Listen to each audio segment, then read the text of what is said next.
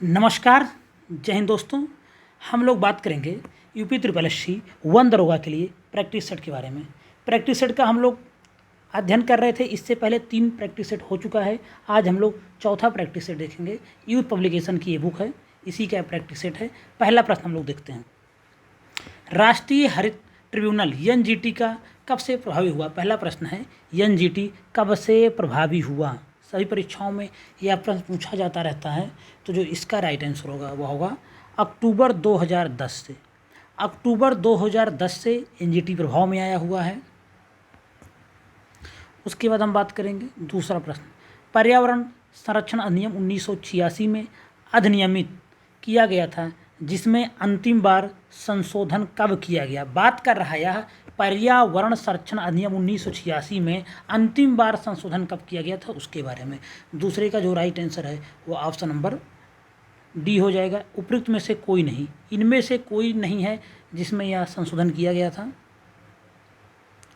आपको बता दूं, अंतिम संशोधन जो हुआ था वह हुआ था 1991 में। 1991 में इसमें संशोधन हुआ था। उसके बाद फिर कभी भी कोई संशोधन नहीं हुआ। और जो यह संशोधन हुआ था 1991 वाला, वह प्रभावी कब से हुआ था। प्रभावी 1992 में हुआ था। तीसरा प्रश्न है, ब्लू कार्बन क्या है।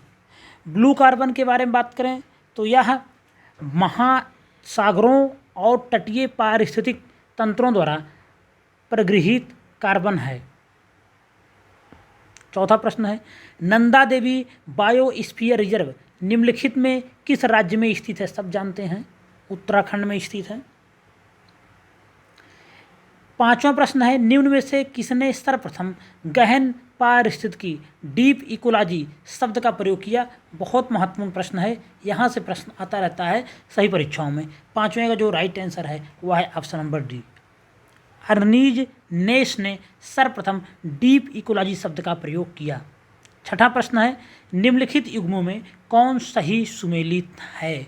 जो 6 का राइट आंसर है वह है ऑप्शन नंबर सी, हरे पौधे पारिस्थितिक तंत्र से संबंधित हैं। महासागर के बारे में बात करें, यहाँ कहा है पर्वत, तो पर्वत गलत है। सर्वाधिक अस्थायी पारितंत्र क्या होता है, महासागर होता है। अगर हम जीवाणु के बारे में बात करें तो यह अजैविक अवयव नहीं होते हैं, ये जैविक अवयव होते हैं। क्या होते हैं, जैविक अवयव होते हैं। अगर हम ग्लोबल वार्मिंग के बारे में बात करें तो वर्षा का जिम्मेदार नहीं होता है, इसके लिए CO2 जिम्मेदार होती है ग्लोबल वार्मिंग के लिए। तो इस तरह से जो इसमें राइट आंसर है ऑप्शन नंबर सी, हरे पौधे पारिस्थितिक तंत्र से संबंधित हैं। सातवां प्रश्न है, निम्नलिखित में से पारिस्थितिकी तंत्र का कौन सा एक जीवीय संघटक नहीं है। वनस्पति, जीवाणु, जानवर या फिर वायु। 7 का जो राइट आंसर है वह है ऑप्शन नंबर डी, वायु। वायु एक अजैविक घटक है। आठवां प्रश्न है, उत्तर प्रदेश में वन महोत्सव सप्ताह मनाया जाता है। यह प्रश्न इंपॉर्टेंट हो सकता है एग्जाम के लिए। तो यह कब से कब मनाया जाता है, तो उत्तर प्रदेश में 1 जुलाई से 7 जुलाई के बीच में वन महोत्सव मनाया जाता है। और इसकी जो शुरुआत हुई थी वह हुई थी 1950 ईस्वी में। 9वां प्रश्न है, उसको देखते हैं, निम्नलिखित में कौन सी पारिस्थितिकी मानव द्वारा रूपांतरित है। वन, मरुस्थल, कृषि भूमि या फिर चारागाह। राइट आंसर जो होगा इसका ऑप्शन नंबर सी होगा, कृषि भूमि। यह मानव निर्मित पारिस्थितिक तंत्र है। 10वां प्रश्न है, भारत में यदि कछुए की एक जाति को वन्य जीव संरक्षण अधिनियम 1972 की अनुसूची 1 के अंतर्गत संरक्षित घोषित किया गया है तो इसका अर्थ क्या है। 10 का जो राइट आंसर है वह है ऑप्शन नंबर ए, इसे संरक्षण का वही स्तर प्राप्त है जैसा कि बाघ को प्राप्त है। 11 नंबर प्रश्न है, 2016 में कार्यान्वित नवीन राष्ट्रीय वन सूची डिजाइन के अंतर्गत वन सूची समीक्षा का समय घटाकर कितना कर दिया गया। तो जो इसका राइट आंसर है वह है ऑप्शन नंबर ए, 5 वर्ष। 5 वर्ष में वन सूची का अब समीक्षा किया जाएगा। पहले कितने में किया जाता था, पहले 20 वर्षों में समीक्षा की जाती थी। अब लेकिन कितने में किया जाएगा, अब 5 वर्षों में वन सूची का समीक्षा किया जाएगा। 12 नंबर प्रश्न है, भारत का सर्वप्रथम राष्ट्रीय उद्यान कौन है। सब जानते हैं इसको, ऑप्शन नंबर डी राइट होगा। कार्बेट राष्ट्रीय उद्यान 1936 में बना था हैली नेशनल पार्क के रूप में। आपको बता दूं इसके मध्य से एक नदी भी होके जाती है जिसका नाम है रामगंगा नदी। पूछा जा सकता है यही प्रश्न कि कार्बेट नेशनल पार्क या जिम कार्बेट नेशनल पार्क के मध्य में से कौन सी नदी बहती है, तो वह है रामगंगा नदी। 13 नंबर प्रश्न है, सूची 1 को मिलान करना है सूची 2 से। राष्ट्रीय उद्यान है और राज्य है। इंद्रावती राष्ट्रीय उद्यान कहाँ पे है? छत्तीसगढ़ में है। मोल्लेम राष्ट्रीय उद्यान को महावीर राष्ट्रीय उद्यान भी कहते हैं, गोवा में। कलेसर राष्ट्रीय उद्यान हरियाणा में स्थित है। और बेतवा राष्ट्रीय उद्यान यह है झारखंड में स्थित है। बेतवा को कहीं कहीं बेतला भी कहते हैं, तो बेतला या बेतवा झारखंड में स्थित है। इसमें देख लेते हैं ए का 4 किसमें है, ए का 4 तो 3 में है, तभी ये कट जाएगा, एलिमिनेट हो गया। उसके बाद बी को मिलाएंगे हम लोग 3 में, बी का 3 किसमें है, इसी में है। तो राइट आंसर इसका हो जाएगा ऑप्शन नंबर ए का 4, बी का 3, सी का 2, डी का 1। 14 नंबर प्रश्न है, कान्हा राष्ट्रीय उद्यान विश्व के निम्नलिखित जैव भौगोलिक क्षेत्रों में किस एक से संबंधित है? 14 का जो राइट आंसर है वह है ऑप्शन नंबर है ऊसर कर दंधिए अल्प आर्द्र वन। महात्मा गांधी राष्ट्रीय और कान्हा राष्ट्रीय उद्यान कहाँ है? सब जानते हैं, मध्य प्रदेश में स्थित है। 15 नंबर प्रश्न है, महात्मा गांधी राष्ट्रीय समुद्री उद्यान कहाँ स्थित है? तो यह स्थित है अंडमान द्वीप में स्थित है। तो जो इसका राइट आंसर होगा वह होगा port Blair. 15 right answer option number D, port Blair में स्थित है महात्मा गांधी राष्ट्रीय समुद्री उद्यान। याद रखेंगे, महत्वपूर्ण हो सकता है यह प्रश्न। 16 नंबर प्रश्न, एडवर्ड झील के किनारे स्थित महारानी एलिजाबेथ राष्ट्रीय उद्यान निम्नलिखित में किस देश में स्थित है? 16 का जो राइट आंसर है वह ऑप्शन नंबर सी, युगांडा में स्थित है महारानी एलिजाबेथ राष्ट्रीय उद्यान। पूछा जा सकता है, महत्वपूर्ण प्रश्न है। महुआ डार अभ्यारण्य झारखंड के किस जिले में स्थित है? सबसे पहले याद रखिए, अगर आपसे पूछा जाएगा एग्जाम में तो जिला तो नहीं पूछा जाएगा, इसलिए याद रखिए किस प्रदेश में महुआ डार अभ्यारण्य है, तो वह है झारखंड में। 17 का राइट आंसर होगा ऑप्शन नंबर डी, झारखंड के लातेहार जिला में स्थित है। 18 नंबर प्रश्न है, भारतीय हाथियों के संदर्भ में निम्नलिखित कथनों पर विचार करना है। हाथियों के समूह का नेतृत्व मादा करती है, तो यह बिल्कुल सही है। जो हाथियों का समूह होता है उसका नेतृत्व मादा हाथी द्वारा किया जाता है। हाथी की अधिकतम गर्भावधि का जो समय होता है वह 22 माह तक हो सकती है, तो यह भी सही है। सामान्यतः हाथी में 40 वर्ष की आयु तक ही बच्चा पैदा करने की क्षमता होती है। तो जो हाथी होती है इसमें बच्चा पैदा करने की जो 40 वर्ष नहीं होती है, 50 वर्ष इसकी औसत आयु होती है जब तक हाथी बच्चा पैदा कर सकती है। भारत के राज्यों में हाथियों की सर्वाधिक जीव संख्या केरल में है, तो यह भी गलत है। तीसरा भी गलत है, चौथा भी गलत है। हाथियों की अगर जो सर्वाधिक संख्या है वह कहाँ पे है, तो वह कर्नाटक में है। याद रखेंगे, स्टेटमेंट बेस्ड प्रश्न आ सकता है हाथियों से लेके, तो कर्नाटक में सबसे अधिक हाथी पाए जाते हैं। तो इसका जो राइट आंसर होगा ऑप्शन नंबर ए, केवल 1 और 2 सही है। कार्बन क्रेडिट की संकल्पना निम्नलिखित में किससे उद्भूत हुई है? कार्बन क्रेडिट के बारे में बात कर रहा है, तो कार्बन क्रेडिट की जो संकल्पना है वह क्योटो प्रोटोकॉल के अंतर्गत इसका उद्भूत हुआ है। क्योटो प्रोटोकॉल कब आया था? 1997 में। और लागू कब हुआ? तो यह लागू हुआ 2005 में। याद रखेंगे, महत्वपूर्ण हो सकता है। 20वां प्रश्न है, बेसल कन्वेंशन का उद्देश्य निम्नलिखित में किसके प्रतिकूल प्रभावों से मनुष्य के स्वास्थ्य और पर्यावरण की रक्षा करना है? तो जो 20 का राइट आंसर होगा ऑप्शन नंबर है, बेसल कन्वेंशन खतरनाक अपशिष्ट से संबंधित है।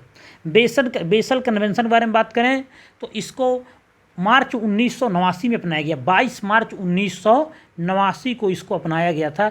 यह डेट भी याद रखेंगे, 1989 तो याद रखेंगे, इसी समय इसको अपनाया गया था तथा यह 1992 में लागू हुआ। इसके बाद हम बात करेंगे 21 नंबर प्रश्न के बारे में। जलवायु परिवर्तन पर भारत की प्रथम राष्ट्रीय कार्य योजना कब लोकार्पित की गई? 21 का जो राइट आंसर है वो ऑप्शन नंबर बी, 2008 में। 30 जून 2008 को लोकार्पित हुई भारत की प्रथम राष्ट्रीय कार्य योजना। और इस राष्ट्रीय कार्य योजना में 8 प्राथमिकता वाले राष्ट्रीय मिशनों पर ध्यान केंद्रित किया गया था। कितने में? 8 मिशन समझ लीजिए चलाए गए थे इसमें। भीमकाय पांडा निम्नलिखित प्रसिद्ध संगठनों में से किसका शुभंकर है? प्रश्न बहुत महत्वपूर्ण है, याद रखेंगे। तो जो इसका राइट आंसर है वो ऑप्शन नंबर ए है, विश्व वन्य जीव निधि अथवा प्रकृति हेतु विश्वव्यापी निधि, WWF। इसकी स्थापना के बारे में बात करें तो इसकी स्थापना 1961 में हुई थी और इसका जो मुख्यालय है वह स्विट्जरलैंड के ग्लैंड में स्थित है। तो यह भी याद रखेंगे दोनों पॉइंट। स्थापना 1961 में, मुख्यालय ग्लैंड में। 23 नंबर प्रश्न है, भारत में वर्षा वन अनुसंधान संस्थान निम्नलिखित में किस स्थान पर स्थित है?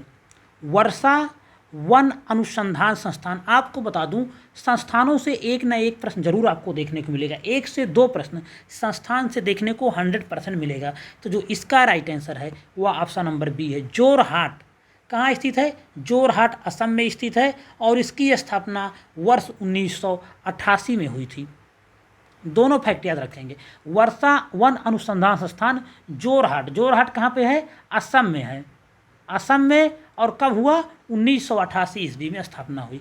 24 नंबर प्रश्न है, वृक्षादित क्षेत्र सर्वाधिक है पूर्वी दक्कन में, पश्चिमी तट में या उत्तरी मैदानी क्षेत्र में या फिर पूर्वी तट में? 24 का जो राइट आंसर होगा वह होगा ऑप्शन नंबर ए, पूर्वी दक्कन में। पूर्वी दक्कन के बाद अगर दूसरा स्थान देखें तो मध्य उच्च भूमियों में सर्वाधिक वृक्षावरण है। बात करेंगे हम लोग 25 नंबर प्रश्न का, निम्नलिखित में कौन सदाबहार फल वृक्ष है? निम्नलिखित में कौन सदाबहार फल वृक्ष है? सेब, बादाम, आलू या फिर लोकाट? तो जो इसका राइट आंसर है वह है ऑप्शन नंबर डी, लोकाट।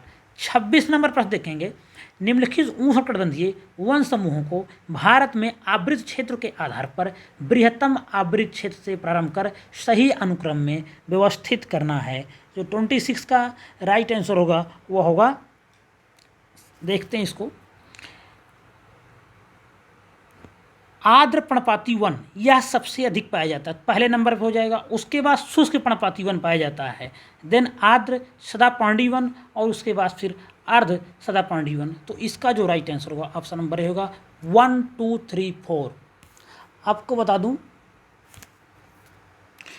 जो आर्द्र पर्णपाती वन होता है यह भारत के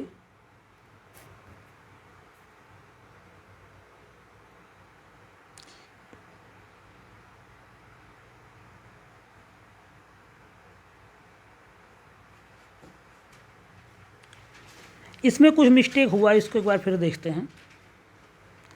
अगर देखा जाए तो शुष्क पर्णपाती वन जो है यह सबसे अधिक है भारत में और यह करीब 42% के आसपास क्षेत्र फैला हुआ है।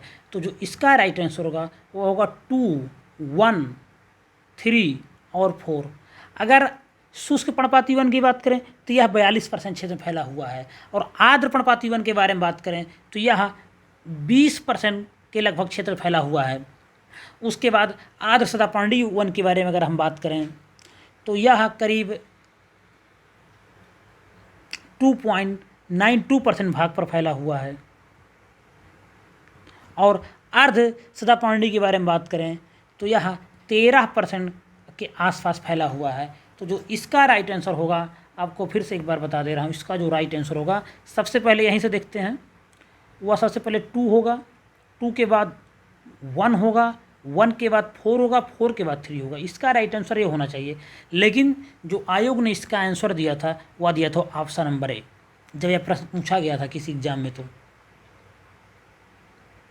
27 नंबर है, इसको एक लोग आप लोग देख लीजिए। और सब जानते हैं भारत में सबसे अधिक शुष्क पर्णपाती वन ही पाए जाते हैं, जिनको मानसूनी वन हम लोग बोलते हैं। शुष्क पर्णपाती वनों को हम लोग मानसूनी वन भी बोलते हैं। तो यही भारत में सबसे अधिक पाए जाते हैं। 27 नंबर प्रश्न है, सूची 1 और सूची 2 को मिलान करना है। आबनूस, आबनूस का एक किस प्रकार की वनस्पति है? तो आबनूस के बारे में बता दें तो यह उष्णकटिबंधीय सदाहरित वन है। ए का राइट आंसर ऑप्शन नंबर 4 होगा। शीशम के बारे में बात करें आप लोग, शीशम आप लोग देखे होंगे अपने गांव के आसपास सड़कों किनारे, तो यह आर्द्र पर्णपाती वन होता है। अखरोट के बारे में हम बात करें तो यह हिमालयी आर्द्र प्रकार की वनस्पति है। और भूर्ज के बारे में बात करें तो यह अल्पाइन वनस्पति का प्रकार है। तो इसका जो राइट आंसर हो जाएगा वह होगा ऑप्शन नंबर ए हो जाएगा। ए का 4, बी का 1, सी का 2, डी का 3। 28 नंबर प्रश्न है, निम्न में कौन भारत में निर्वनीकरण का प्रभाव नहीं है? डिफॉरेस्टेशन का प्रभाव नहीं है। 28 का जो राइट आंसर है वह है ऑप्शन नंबर सी, नगरीकरण। नगरीकरण भारत में निर्वनीकरण का प्रभाव नहीं है। बाकी हिमालय में जल स्रोतों का सूखना, जैव विविधता की हानि, मृदा अपरदन, यह सब निर्वनीकरण का प्रभाव है। 29 नंबर प्रश्न, खेती के अंतर्गत क्षेत्र के अनुसार भारत में सबसे महत्वपूर्ण खाद्य फसल कौन सी है? 29 ऑप्शन नंबर डी हो जाएगा। चावल सबसे महत्वपूर्ण खाद्य फसल है भारत में। और भारत के करीब 35% भूमि पर चावल, कृषि योग्य भूमि पर चावल खेती होती है। अगर गेहूं के बारे में बात करें तो करीब 24 से 25% भूमि पर लगभग गेहूं की खेती की जाती है। 30 नंबर प्रश्न है, कौन सा तत्व सरसों में तेल की मात्रा बढ़ाने में अत्यधिक उपयोगी है? 30 का जो राइट आंसर है वह है ऑप्शन नंबर बी, सल्फर। सरसों में तेल की मात्रा बढ़ाने के लिए अत्यधिक उपयोगी जो तत्व होता है वह सल्फर होता है। 31 नंबर प्रश्न के बारे में बात करें, निम्नलिखित में कौन सी फसल मृदा में वायुमंडलीय नाइट्रोजन को बढ़ा देती है? राजमा, गन्ना, धान, मक्का। तो आप लोग जानते हैं जो दलहनी फसलें होती हैं, लेग्यूमिनेसी कुल की फसलें होती हैं, वही मृदा में वायुमंडलीय नाइट्रोजन को बढ़ाती हैं। तो इसका जो राइट आंसर होगा वह होगा राजमा, क्योंकि यह एक दलहनी फसल है।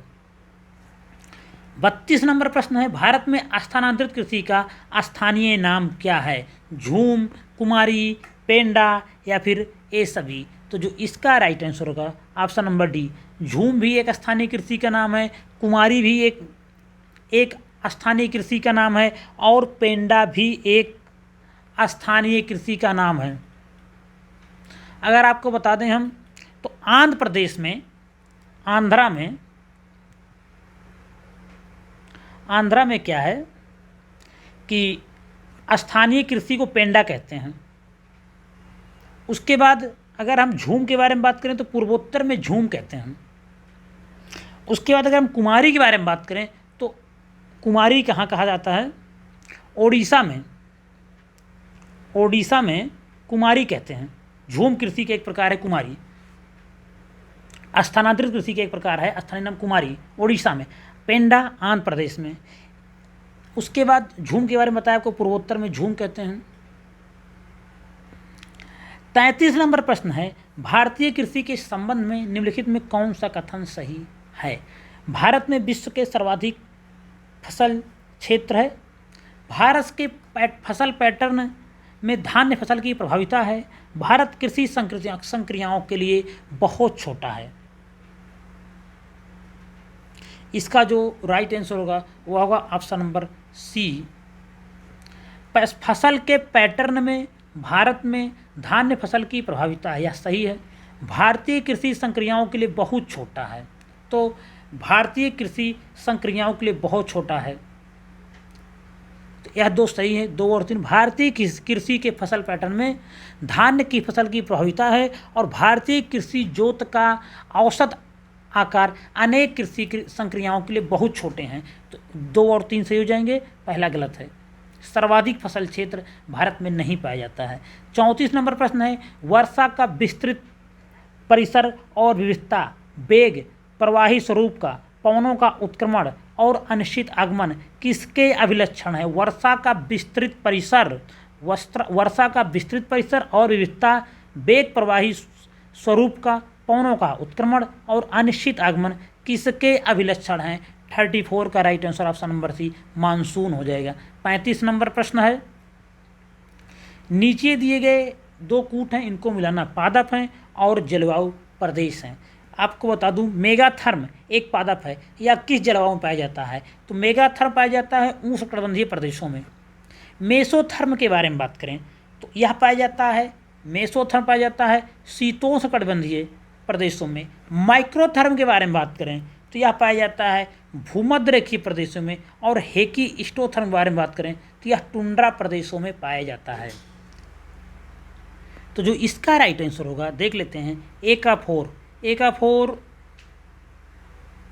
फोर में किसी में दिख रहा है, एक तो 4 किसी में नहीं दिख रहा है।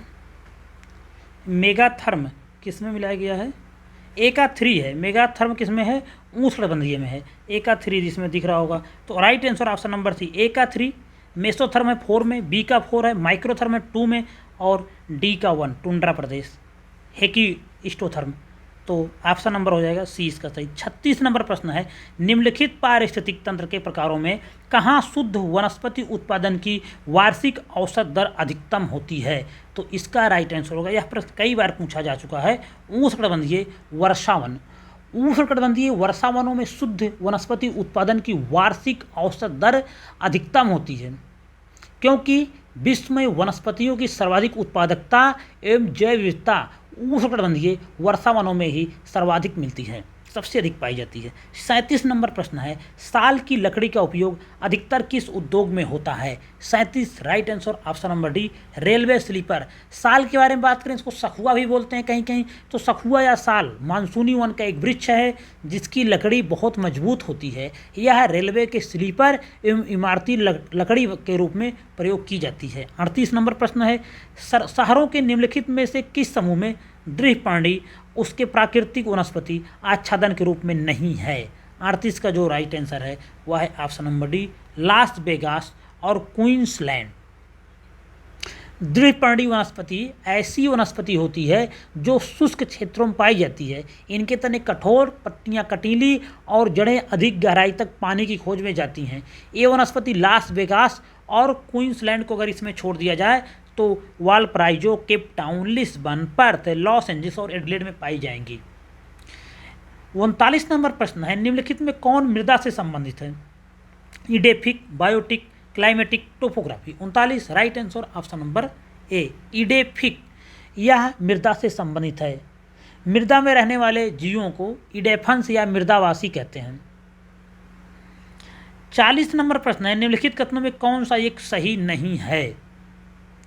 महोगनी उष्णकटिबंधीय वर्षावन की इमारती लकड़ी की एक प्रजाति है, बिल्कुल सही है। चैपरल झाड़ी वन वनस्पति टैगा जलवायु में पाई जाती है, तो यह टैगा जलवायु में नहीं पाई जाती है, अपितु भूमध्य सागरीय जलवायु में पाई जाती है। तो टैगा जलवायु में नहीं पाई जाएगी, ये भूमध्य सागरीय जलवायु में पाई जाएगी। कौन सी? भूमध्य सागरीय जलवायु में पाई जाएगी। क्या? चैपरल, खासकर कैलिफोर्निया वगैरह में पाई जाती है चैपरल झाड़ी वनस्पति। उसके बाद हम बात करेंगे लाइकेन, मुख्य रूप से टुंड्रा क्षेत्र में पाए जाते हैं, यह भी सही है। साल आर्द्र पर्णपाती वन की एक प्रतिनिधि प्रजाति, यह भी सही है। 41 नंबर प्रश्न है, पारिस्थितिक तंत्र में शक्ति प्रवाह होता है, तो यह राइट आंसर होगा एक दिशीय होता है। पारिस्थितिक तंत्र में शक्ति का प्रवाह एक दिशात्मक होता है और सौर ही ऊर्जा का एकमात्र स्रोत होता है। उसके बाद हम बात करेंगे, निम्नलिखित में किस पारिस्थितिक तंत्र में सबसे अधिक खाद्य श्रृंखलाएं पाई जाती हैं? सबसे अधिक खाद्य श्रृंखलाएं पाई जाती हैं। 42 राइट आंसर होगा ऑप्शन नंबर है, वन का पारिस्थितिक तंत्र। यहाँ पे सबसे अधिक खाद्य श्रृंखलाएं पाई जाएंगी। 43 है, निम्न में कौन सर्वाधिक स्थिर पारिस्थितिक तंत्र है? तो वह समुद्र है, सब जानते हैं।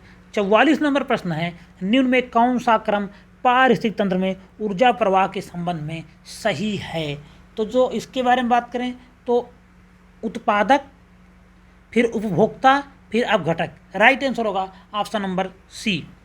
मानव पर्यावरण संबंध एक संकल्पना है, ऋणात्मक, धनात्मक या फिर संज्ञानात्मक। तो जो इसका राइट आंसर है, मानव पर्यावरण संबंध एक धनात्मक संकल्पना है, सकारात्मक। ह्यूमस निर्माण में कौन सहायक होते हैं? उत्पादक, उपभोक्ता या फिर अपघटक। इसका जो राइट आंसर होगा ऑप्शन नंबर बी, ह्यूमस निर्माण में सबसे अधिक सहायक अपघटक होते हैं।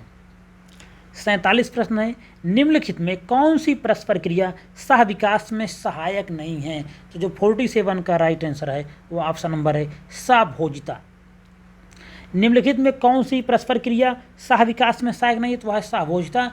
बाकी पारस्परिक आश्रय का सिद्धांत, परजीविता, प्रतिस्पर्धात्मक प्रतियोगिता, यह सब सह विकास में सहायक हैं। सहभोजिता क्या है? तो जीवों के बीच एक जुड़ाव है जिसमें एक को लाभ होता है और दूसरे को ना तो लाभ होता है और ना ही नुकसान होता है। यह सह विकास को बढ़ावा नहीं देता है, याद रखेंगे। रेड डाटा बुक किससे संबंधित है? तो यह विलुप्त के करीब जो जीव जंतु हैं उनसे संबंधित है। इसमें पौधों, जंतुओं और अन्य जीवों के लिए अलग अलग रेड डाटा बुक होती है। 49 नंबर प्रश्न है, पर्यावरण एवं वन मंत्रालय भारत सरकार द्वारा पर्यावरण के क्षेत्र में दिया जाने वाला पुरस्कार है। 49 right answer option number D, वृक्ष मित्र पुरस्कार दिया जाता है पर्यावरण एवं वन मंत्रालय भारत सरकार द्वारा। बेतला राष्ट्रीय उद्यान कहाँ स्थित है? तो इसका जिला ही पूछ लिया है, तो यह झारखंड में स्थित है और पलामू में स्थित है। बेतला राष्ट्रीय उद्यान झारखंड के 2 जिलों में फैला हुआ है, लातेहार और पलामू में। और यह टाइगर रिजर्व है और इसको पलामू टाइगर रिजर्व के नाम से भी जानते हैं। एक बार और बता दें इसके बारे में, इसमें कोयल नदी इसके मध्य से होकर बहती है, याद रखेंगे, इससे होकर बहती है। IEEP का पूर्ण रूप क्या है? इस तरह से फुल फॉर्म का भी एक प्रश्न एग्जाम में देखने को मिलेगा। IEEP का पूर्ण अगर नाम देखें तो यह है इंटरनेशनल एनवायरमेंटल एजुकेशन प्रोग्राम। क्या?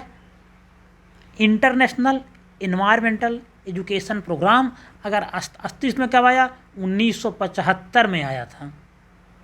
यह यूनेस्को तथा UNEP द्वारा तैयार किया गया प्रोग्राम है, यह भी याद रखेंगे। यूनेस्को और UNEP द्वारा तैयार किया गया। 52 नंबर प्रश्न है, निम्न में से किन पक्षियों की चोंच में छानने की प्रणाली होती है? 52 राइट आंसर ऑप्शन नंबर ए, फ्लेमिंगो या हंसावर। 53 नंबर प्रश्न है, गन्ना प्लस आलू की सह फसल प्रणाली है। 53 का जो राइट आंसर है वह है शरदकालीन ऋतु की प्रणाली है। ऑप्शन नंबर ए इसका राइट आंसर हो जाएगा। धान, गेहूं, मूंग फसल चक्र की फसल चक्र सघनता होती है। 54 का जो राइट आंसर है वह लगभग 300% होगी। 55 नंबर प्रश्न, एक ही खेत में एक ही समय में एक से अधिक फसलों को उगाने को क्या कहते हैं? तो इसको कहते हैं मिश्रित फसलों की खेती। एक ही खेत में एक ही समय में एक से अधिक फसलें उगाने को मिश्रित खेती कहेंगे। 56, 2 मुख्य फसलों के तैयार होने के बीच में अल्पावधि में तैयार होने वाली फसल को क्या कहते हैं? तो इसको कैच क्रॉप कहेंगे या अल्पावधि फसल कहेंगे।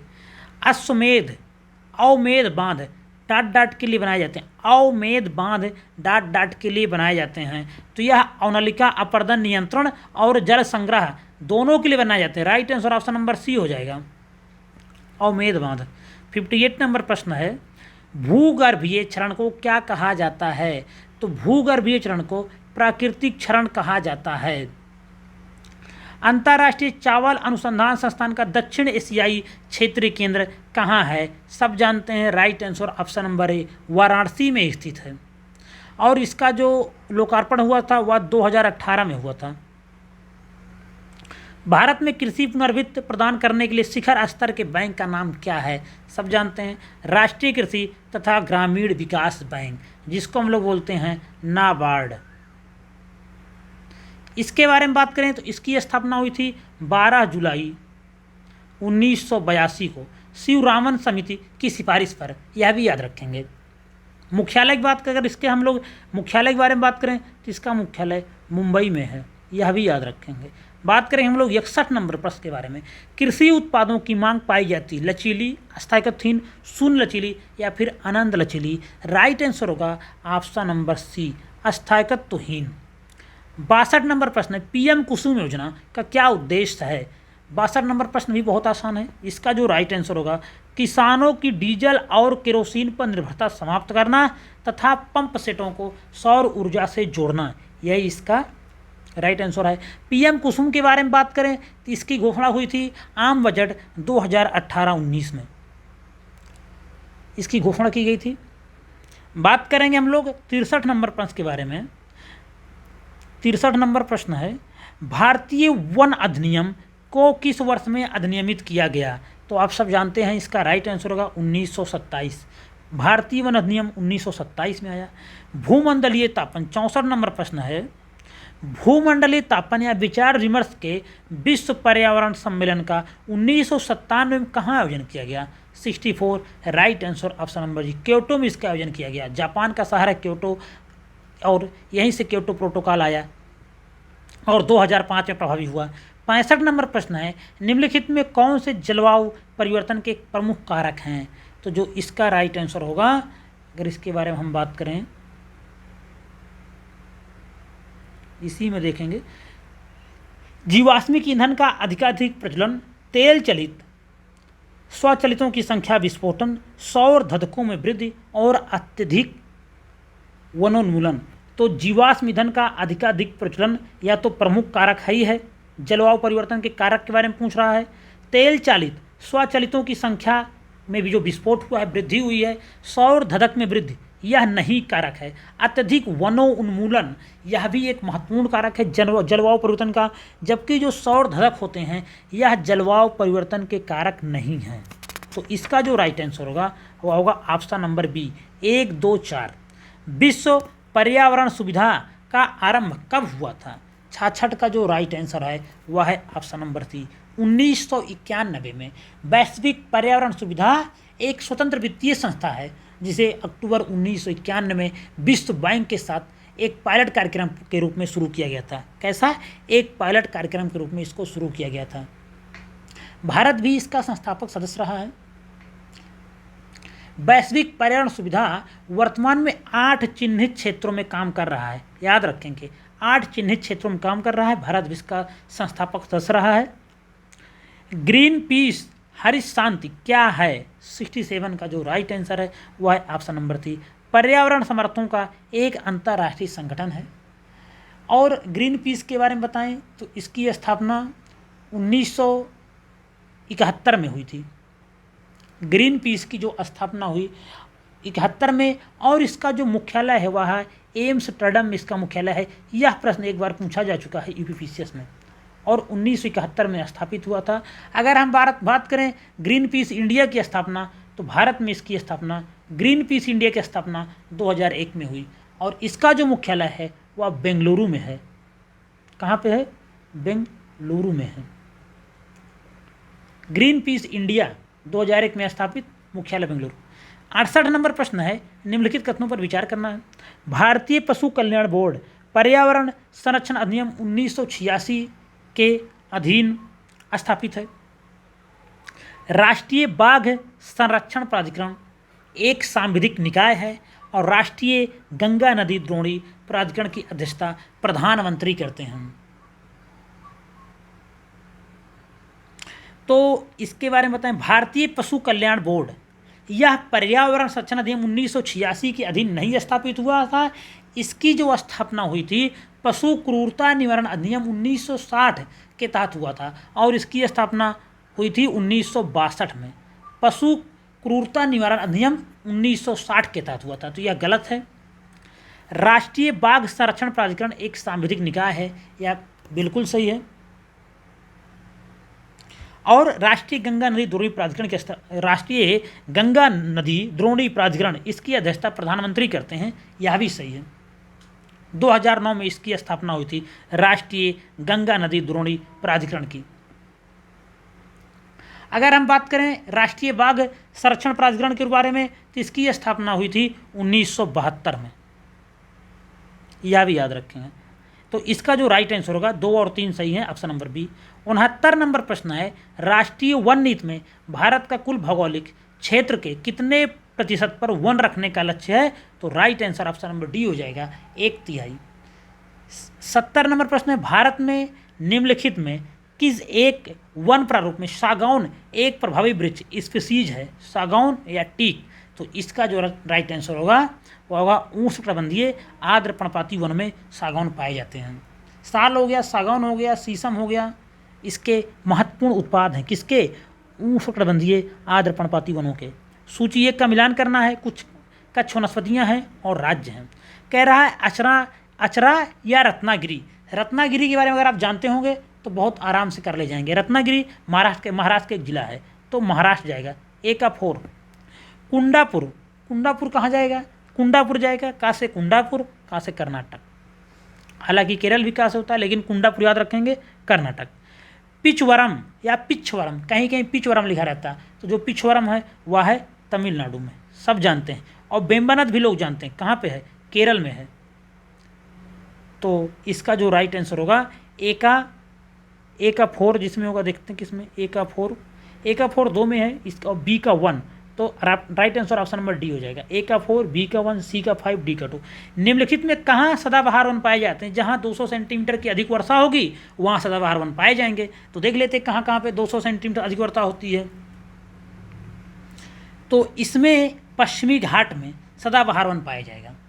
अगर हम बता दें भारत में सदाबहार वन कहाँ कहाँ पाए जाते हैं, तो पश्चिमी घाट में, उत्तर पूर्वी में, और अंडमान निकोबार द्वीप समूह में। यहाँ 200 से 250 सेंटीमीटर वर्षा होती है। पूर्वोत्तर में भयानक वर्षा होती है, आप सब जानते ही हैं। तो पूर्वोत्तर भारत में पश्चिमी घाट पे अंडमान निकोबार द्वीप समूह में सदाबहार वन पाए जाते हैं। जहाँ भी 200 से 250 सेंटीमीटर वर्षा होती है वहाँ पे सदाबहार वन पाए जाते हैं। 73 नंबर प्रश्न है, निम्नलिखित में कौन सी हिमालय वनस्पति जाति 1800 से 2600 मीटर की ऊंचाई के बीच पाई जाती है? 73 का जो राइट आंसर है वह है ऑप्शन नंबर डी। देवदार पाए जाते हैं 1800 से 2600 मीटर की ऊंचाई पर हिमालय में। फसलों के आधार पर बेमेल कौन सा है? धान, मक्का, गेहूँ, ज्वार। 74 right answer option number D, गेहूँ एक रबी की फसल है, धान, मक्का, ज्वार खरीफ की फसल है। कुल शस्य क्षेत्रफल से वास्तविक बुआई के अनुपात को क्या कहा जाता है? तो फसल शस्य गहनता कहा जाता है। इसका तात्पर्य है एक ही खेत में एक कृषि वर्ग में उगाई गई फसलों की संख्या से है। कुल शस्य क्षेत्रफल से वास्तविक बुआई क्षेत्र के अनुपात को शस्य गहनता कहते हैं, याद रखेंगे। 76 नंबर प्रश्न है, निम्नलिखित में कौन सी कृषि करने की प्रक्रिया पर्यावरण संरक्षण में सहायक है? तो जैविक खेती, सब जानते हैं। फसल चक्र आवश्यक है। 77 right answer option number C, मृदा की उर्वरा शक्ति में वृद्धि हेतु। पी सेन गुप्ता और जी सदाशिव 1968 ने भारत को कितने लघु कृषि प्रदेशों में बांटा? तो इन लोगों ने भारत को 60 लघु कृषि क्षेत्रों में बांटा था और 4 बृहद क्षेत्रों में बांटा था। 11 मध्यम, 4 बृहद भी था, याद रखेंगे, 11 मध्यम था और 60 लघु क्षेत्र। इतने क्षेत्रों में पी सेन गुप्ता और जी सदाशिव ने भारत के कृषि प्रदेशों में बांटा था। 79 नंबर प्रश्न है, निम्नलिखित जलवायु में कौन सी विश्व के 6 महाद्वीपों में पाई जाती है? विश्व के 6 महाद्वीपों में ऐसी कौन सी जलवायु पाई जाती है? 79 राइट आंसर ऑप्शन नंबर भूमध्य सागरीय प्रकार की जलवायु ये विश्व के 6 महाद्वीपों में पाई जाती है। खासकर महाद्वीपों के पश्चिमी तटीय भागों में पाई जाती हैं ये जलवायु। कौन सी? भूमध्य सागरीय प्रकार की जलवायु। 80 नंबर प्रश्न है, निम्नलिखित में कौन जलवायु प्रकार वायुदाब पेटियों के मौसमी खिसकाव से उत्पन्न होती है? 80 का जो राइट आंसर है यह है भूमध्य सागरीय जलवायु। अगर हम बात करें भूमध्य सागरीय जलवायु के बारे में तो अक्षांश पे 30 से दोनों ओर 30 से 45 डिग्री अक्षांशों के मध्य, 30 डिग्री से लेके 45 डिग्री अक्षांश के मध्य दोनों गोलार्धों में ये जलवायु पाई जाती है। और कहाँ पाई जाती है? महाद्वीपों के पश्चिमी भाग में पाई जाती है। 81 नंबर प्रश्न है, निम्नलिखित में किस महाद्वीप में उष्णकटिबंधीय पर्णपाती वनों का विस्तार अधिक है? 81 right answer option number B, Asia महाद्वीप में उष्णकटिबंधीय पर्णपाती वनों का विस्तार सबसे अधिक है। निम्नलिखित में किस देश में टुंड्रा वनस्पति नहीं है? बेलारूस, रूस, संयुक्त राज्य अमेरिका या फिर कनाडा? 82 का जो राइट आंसर होगा वह है ऑप्शन नंबर है, बेलारूस में टुंड्रा वनस्पति नहीं पाई जाती है। 83 नंबर प्रश्न है, किसका उपयोग मिट्टी की लवणता एवं क्षारीयता की समस्या का दीर्घकालीन हल है? 83 right answer option number B, gypsum. 84 नंबर प्रश्न है, निम्नलिखित में से कौन सा मृदा रचक कारक नहीं है? 84 का जो राइट आंसर है वह है ऑप्शन नंबर डी, मानव वास स्थान मृदा रचक कारक नहीं है। मृदा के निर्माण के लिए कई कारक हैं, जैसे जलवायु, स्थलाकृतिक, आधार शैल, भू पदार्थ, जैविक कारक और समय, यह सब कारक हैं। 85 नंबर प्रश्न है, पलवारना मृदा संरक्षण की एक कृषि संबंधी युक्ति है, यह अत्यधिक प्रभावकारी इसलिए है क्यों? क्योंकि यह अवनलिका अपर्दन से सुरक्षा प्रदान करती है, तो सुरक्षा तो नहीं प्रदान करती है। यह वृष्टि धोवन तथा वातीय अपर्दन से मृदा की सुरक्षा करती है, बिल्कुल करती है। यह मृदा में नमी तथा पोषकों को बनाए रखने में सहायक होती, बिल्कुल करती है। राइट आंसर होगा ऑप्शन नंबर सी 2 और 3। पलवारना मृदा संरक्षण की एक कृषि संबंधी युक्ति है जिसमें यह वृष्टि धोवन तथा वातीय अपर्दन से मृदा की सुरक्षा कर लेती है और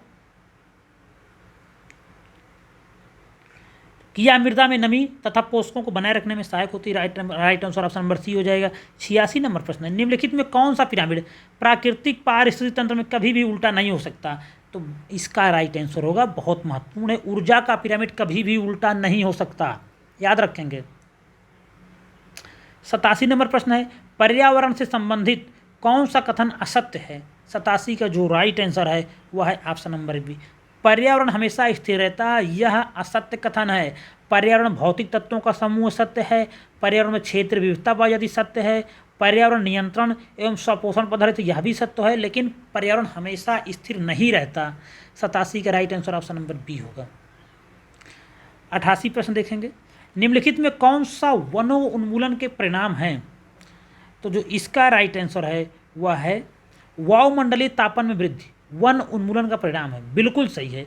वायुमंडल के CO2 स्तर में वृद्धि, बिल्कुल सही है। भौम जल स्तर में वृद्धि, तो यह तो नहीं होगा। बाढ़ और सूखे जैसी प्राकृतिक आपदाओं के होने की संभावना में वृद्धि, यह भी सही है। तो वन उन्मूलन के जो परिणाम है, वायुमंडलीय तापमान में वृद्धि, CO2 में वृद्धि, बाढ़ और सूखे जैसी प्राकृतिक आपदाओं के होने की संभावना में वृद्धि। Right answer option number C हो जाएगा, ए, बी और डी सही होगा। किसी पारितंत्र में तत्वों का चक्रण क्या कहलाता है? किसी पारितंत्र में तत्वों का चक्रण क्या कहलाता है? तो यह कहलाता है जैव भू रासायनिक चक्र।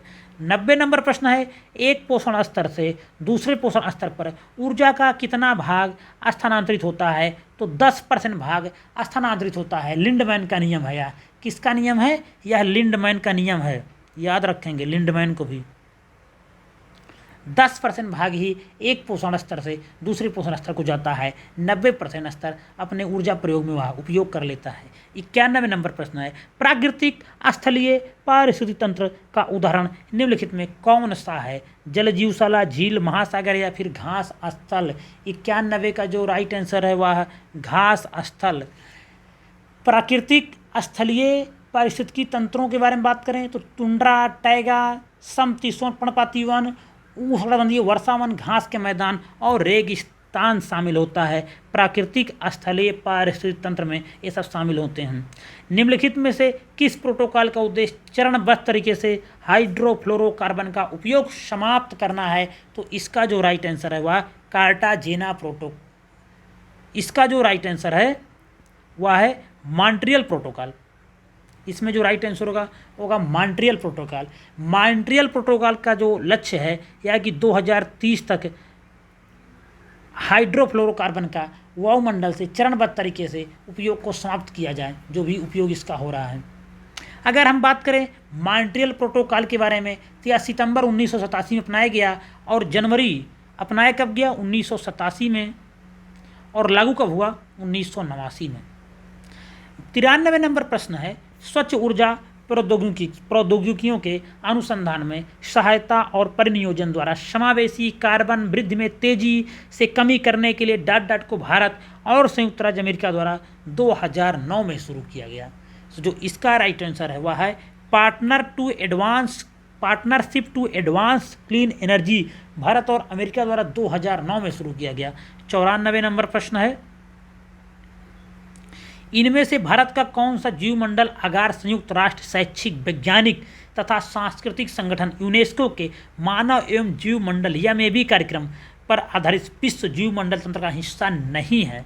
तो जो इसका राइट आंसर 94 का राइट आंसर है वह है ऑप्शन नंबर डी, कच्छ जीवमंडल आगार नहीं है। बाकी नीलगिरी बायोस्फीयर रिजर्व, सुंदरबन जीव बायोस्फीयर रिजर्व और मन्नार खाड़ी बायोस्फीयर रिजर्व, यह तीनों यह भी कार्यक्रम में शामिल हैं। और भारत के जो 18 बायोस्फीयर रिजर्व हैं उसमें 12 इसमें शामिल हैं। और जो सबसे लेटेस्ट शामिल किया गया है वह है पन्ना राष्ट्रीय उद्यान। पन्ना राष्ट्रीय उद्यान मध्य प्रदेश में है और इसको 2020 में शामिल किया गया है। 95 नंबर प्रश्न है, विश्व का एकमात्र ऐसा कौन सा देश है जो बाघों और शेरों को उनके प्राकृतिक आवास में रखता है? तो वह कौन है भैया? अरे अपना भारत। वन दरोगा के गश्ती दल में कौन कौन सम्मिलित होते हैं? तो जो वन दरोगा होता है, अब ये वन दरोगा के कार्य और कर्तव्य सिलेबस के अकॉर्डिंग पूरा प्रैक्टिस सेट बना हुआ है। तो वन दरोगा के जो गश्ती दल में शामिल होते हैं, 4 वन रक्षक होते हैं और 2 दैनिक श्रमिक, इस साथ में चलते हैं वन दरोगा के। 97 नंबर प्रश्न है, मरुस्थल का सामान्य लक्षण क्या है? 97 right answer option number B, रेत के टीले पाए जाएंगे मरुस्थल में। 98 नंबर प्रश्न है, प्रकृति के लिए विश्व वन्य जीव कोष का प्रमुख उद्देश्य क्या है? तो जो 98 है इसका राइट आंसर है ऑप्शन नंबर सी, वन्य जीवों की रक्षा करना। 99 नंबर प्रश्न है, अनुकारित आदिम भूमि परिस्थितियों में निम्नलिखित के प्रादुर्भाव का सही अनुक्रम कौन सा है? तो इसके बारे में अगर हम बात करें, सर्वप्रथम कौन सी गैस यहाँ पे आई? तो देखा जाए तो सर्वप्रथम मीथेन गैस आया, सर्वप्रथम मीथेन आया, फिर हाइड्रोजन साइनाइड का उद्भव हुआ, फिर उसके बाद नाइट्राइल तथा एमिनो अम्लों की उत्पत्ति हुई। राइट आंसर ऑप्शन नंबर ए हो जाएगा। प्रैक्टिस सेट का अंतिम प्रश्न है 100वां प्रश्न, निम्न में कौन पारिस्थितिक तंत्र के विषय में सही नहीं है? तो यह अजैविक एवं जैविक दोनों संघर्षों से युक्त होता है, बिल्कुल। इसकी अपनी स्वयं की उत्पादकता होती, बिल्कुल। यह एक बंद तंत्र होता है, नहीं। यह एक खुला तंत्र होता है, ओपन सिस्टम है। यह प्राकृतिक संसाधन तंत्र होता है, यह भी सही है। राइट आंसर होगा ऑप्शन नंबर सी, यह एक बंद तंत्र नहीं होता, खुला तंत्र होता है। इसी के साथ 100 प्रश्न प्रैक्टिस सेट का समाप्त हुआ। 100 प्रश्न ही पेपर में भी आएंगे। अगर आपको इसका पीडीएफ चाहिए तो आपको टेलीग्राम पे सर्च करना है @TechIAS, वहाँ पे आपको इसका पीडीएफ मिल जाएगा। वीडियो पसंद है वीडियो को जरूर लाइक करें। अगर अभी तक चैनल को सब्सक्राइब नहीं किए तो चैनल को सब्सक्राइब जरूर कर लें। 10 प्रैक्टिस सेट पूरा इसमें आपको करा दिया जाएगा। 3 से 4 दिन के अंदर पूरे 10 के 10 प्रैक्टिस सेट अपलोड हो जाएंगे। 30 अप्रैल को ही वन दरोगा का एग्जाम हो रहा है। पढ़ाई लगातार करते रहें। धन्यवाद।